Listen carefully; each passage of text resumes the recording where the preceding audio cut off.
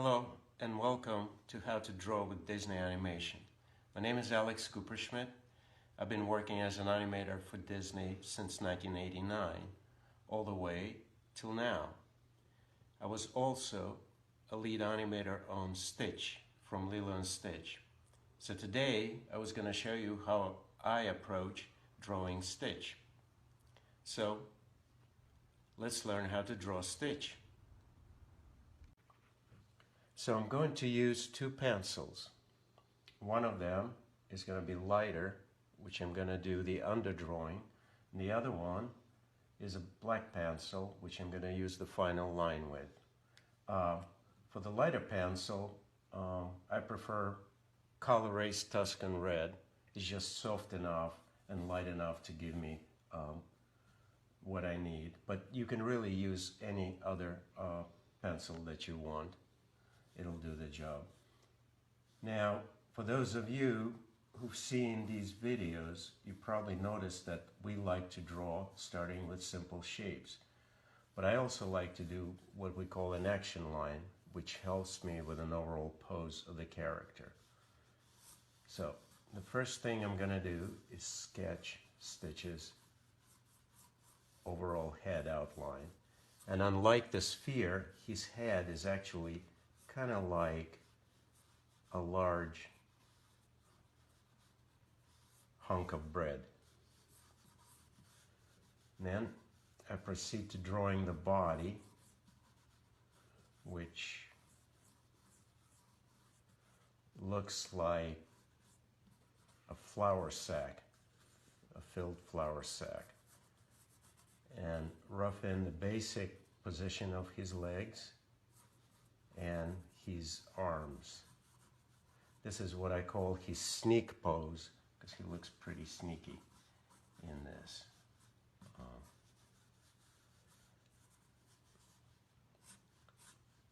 These lines, we call them center lines.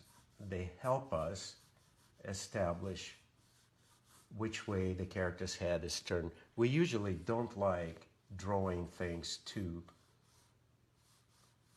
central because they make the character look flat.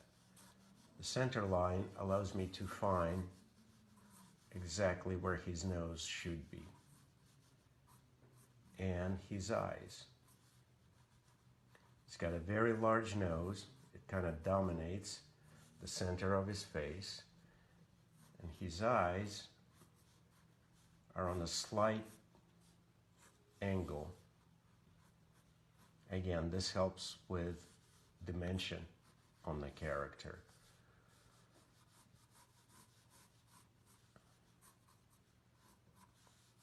The mouth comes next. It's very wide. It goes all the way to the end, and he's got a rather thin, although still substantial, bottom lip. And then for his ears, I use something similar to what the artist did on Bambi. If you look at Bambi's ears, he's kind of got this ball of muscle, and then on top of that, a leaf-shaped form that when you draw it, you can see how the ear looks. So this is sort of similar to what Stitch has, except Stitch's ears is quite a bit larger, and they're a little bit notched. One of them has a notch on top, and the other one has the one at the bottom. His eyes are very special because he's probably one of the very few Disney characters that doesn't have pupils. He's got just solid black eyes, which I like to fill out and then introduce just a hint of highlight. There's a couple of wrinkles just above his nose, and his eyebrows and his wrinkle under the eye, they all kind of echo the same position as the eye themselves, just larger. So the eye is sort of just nestled in this shape here on one side and on the other.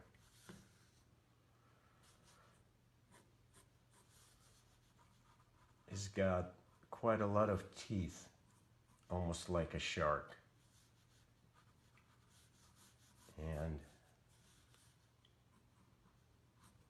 And he has no sharp corners. Everything on Stitch is sort of rounded. I call them rounded corners, kind of looking like that. So the body has just a bit of a break here, which suggests an ample tummy. Everything about him is sort of stout and generous in terms of mass.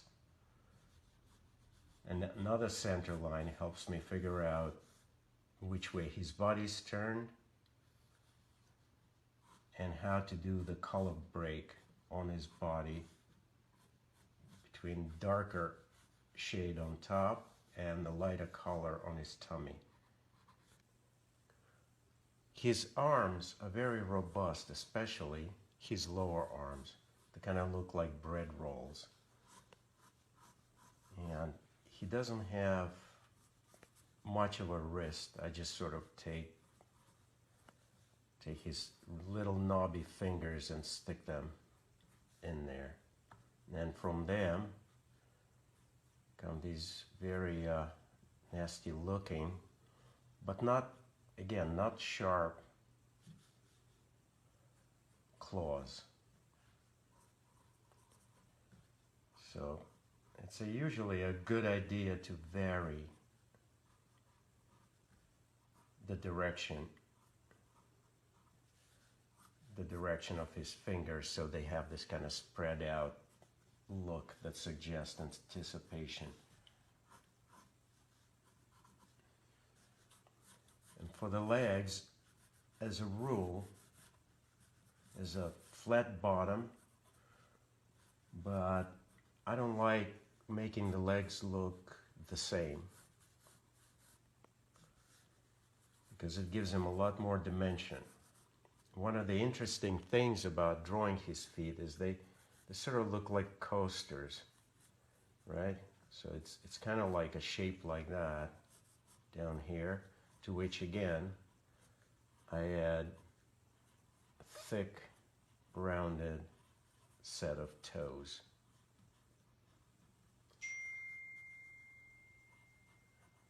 His toe, the claws on his toes are a bit more solid and a bit more stubby than the ones on his hands. They kind of look like that, like kernels of corn. As you notice, I use a lot of bread in my drawing, but it's just trying to figure out a simple shape. It usually helps me to visualize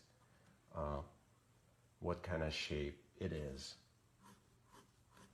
So this process of sketching very rough and very loose with a soft, lighter pencil is kind of a trick of getting a drawing done. And when I'm ready to switch, I simply switch the pencils and I proceed with a dark line. But as you may have noticed, what we do is essentially use very simple shapes and very light, quick drawing in order to do our drawings quickly and in order to have control over the drawing. Learning how to draw with simple shapes is really the key to being able to draw properly, and that really covers almost any kind of drawing. So now that I'm ready to tie him down, so to speak, I'm going to use a dark pencil and use a darker line to basically start outlining him in the final. Now that I have the underdrawing, I have confidence, and as I draw, I can correct any mistakes that I see. So, Stitch, even though he looks cuddly and very thick, almost like a plush toy, is actually a very, very heavy character. One of the directors on the film described him to me as a creature that has a weight of a fire hydrant. So he's very heavy and very solid, right? Even though he looks like a plush toy, don't forget that he's made up of titanium cartilage, which makes him an extremely dense and extremely heavy character. So human beings, to him, being 70% water, look rather insubstantial. Now, these dark eyes is one of his key characteristics. As you know, you can usually tell characters' expression through the eyes, being the windows of the soul. With Stitch, one of his key characteristics is that he's unpredictable. So, having his eyes so dark, it's always difficult to read his expression and makes him an unpredictable character. One of the great things about having an animation disc is that if I have trouble drawing a particular line from a certain angle, I can always turn the disc and get that line down in a more comfortable position.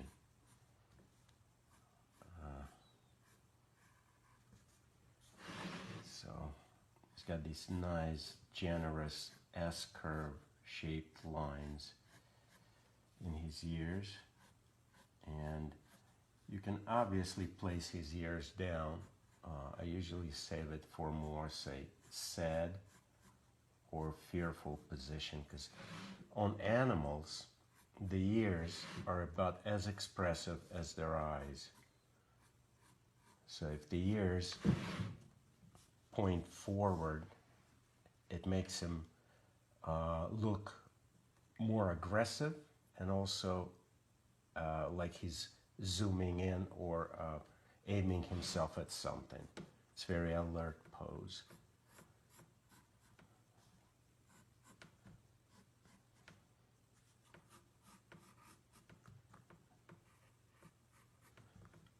So most of our work, most of the work that I had done at Disney were done through this technique, which is drawing light first using simple shapes, and then going over with a darker pencil. It's a great technique, especially if you have to do a lot of drawing very quickly. And if you practice this, you can probably get it down. I mean, you have to remember, drawing, there's nothing mysterious about it. Obviously, it helps if you have a gift for it, and especially if you have an affinity for it. But like any other skill, it's a matter of practice. The more you do it, the better you will become at it. And I have heard folks say before, well, you know, there's nothing artistic about me, I'm not an artist. But you have to remember, as kids, we all drew and painted. We all did arts. It's just some of us stopped doing it and some of us haven't. It all depends on what you're interested in. But because of that, all of us have an ability to do art. It's just, again, it's a question of practice. It's art. Drawing is a skill like any other. The more you do it, the better you become. So right here, basically, that's about how quickly or how easily you can draw Stitch and sketch him. So I was going to take an opportunity to very quickly show you how to draw Alien Stitch, which is the one that has 4 arms, 2 legs, the spines, and it's a bit more careful kind of drawing because of the number of elements increased in the drawing. You have to be very careful with your composition so the drawing doesn't get cluttered. I'm going to pick an easy pose so you can see how his arms work in it. So, and this is just a quick and rough sketch, so it's not going to be finished, but the idea is that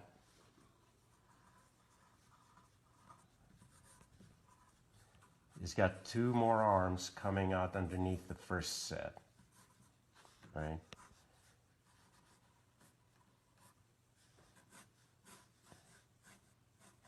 And in addition to that, on his back, he has a spine. So if you saw Stitch from the back, for example, let's say this is his back, the spines kind of look this way.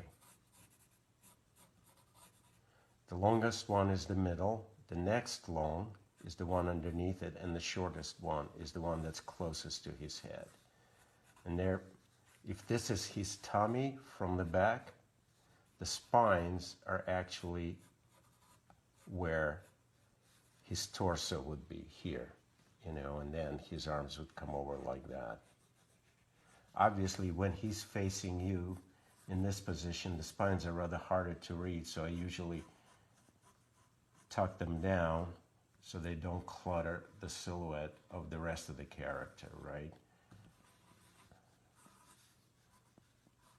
And again, the challenge is to find the open space for all of his parts, so when you look at the pose, right, you have a lot of what we call negative space, which helps you to read the character expression, right? Negative space is extremely important in animation drawing, and because it makes it very readable. And as far as his antennae go, which is another sign of alien stitches, they come out just behind his brows. So, and I have these tiny little knobs at the end. They kind of look like heads of mushrooms. If you were to draw them large, they would look sort of like that. And usually, as a rule book, his antennae have this nice little S-curve to them, which makes them look very organic. So as you can see, if I'm drawing a character that has all these elements, I always try to figure out a way to position his elements in such a way that they're all readable and can be seen by the audience. His tail, by the way, is just a big thick knob. It's not fluffy, it's very dense like the rest of him.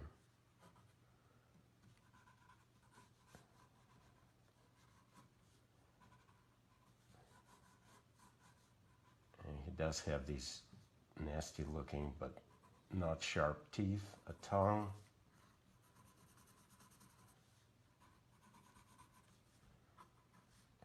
And again, everything I do, I use quick, simple shapes to get a character down very quickly. Another advantage of that is that if I mess up, I didn't spend too much time on my drawing. I can throw it out and start anew.